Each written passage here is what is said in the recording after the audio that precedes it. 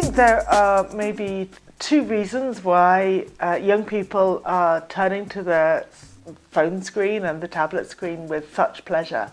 One is about the content.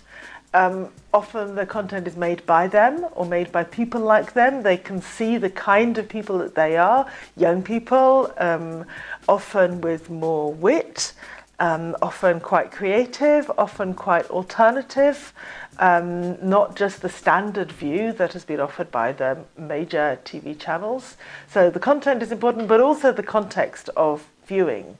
Every teenager, I think, through the last 50 years has complained about having to watch television with mum and dad and the little brother or sister in the room, and they can't watch what they want, and everyone is talking. Now they can control the conditions of their viewing. Private, concentrated, binging all the episodes in a series if they want, when they want it, at the bus stop, in the boring times with their friends. They feel much more control.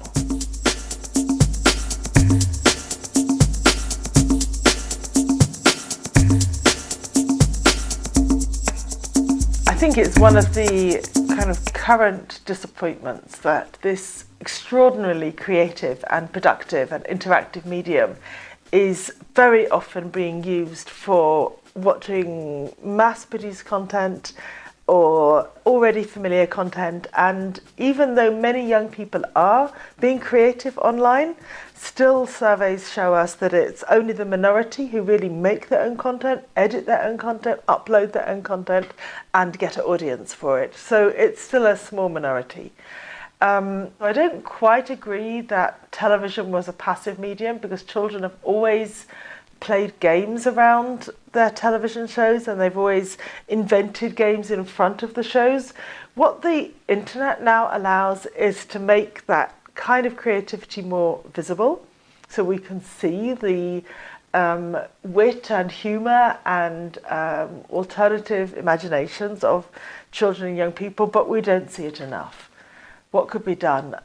I would love our schools to get more creative and more enabling to teach children and young people the skills they need, and to give them feedback on how they can improve, how being creative can be a process of learning, not just I uploaded this, nobody noticed, now I'll do something else. Really, it's a complex medium with its own kind of genre and its own skills and its own narrative form.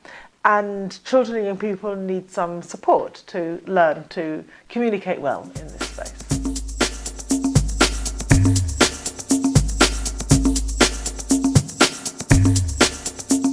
I think teachers often are tempted to think about them as tools in a more kind of instrumental way, a less imaginative way, partly because the tools can go wrong and they feel responsible for when they are used for bullying or used for pornography instead of as a creative medium.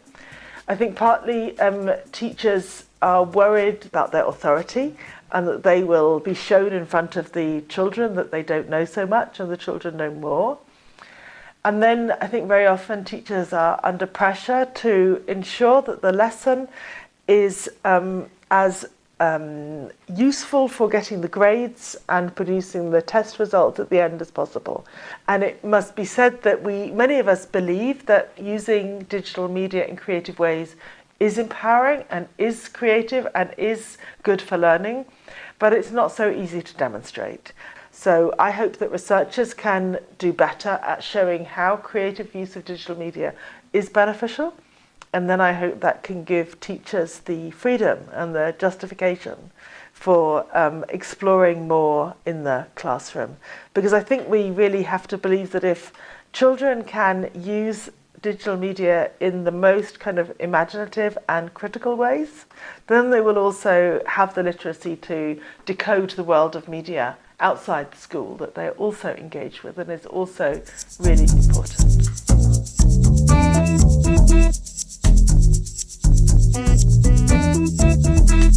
I think YouTubers are becoming really big in many parts of the world.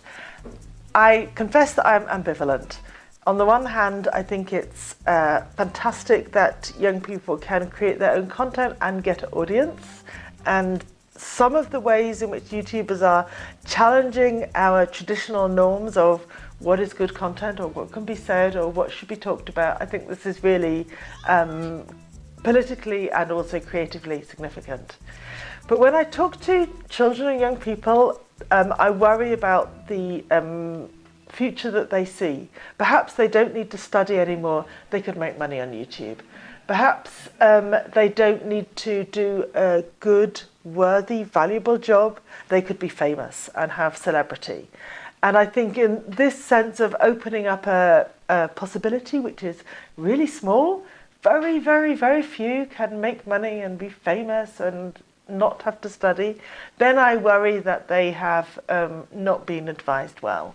So in a way, I would prefer that the celebrity aspect was less important and that more people could take some steps to being creative and expressing themselves without seeing it as an entire career and a form of financial gain.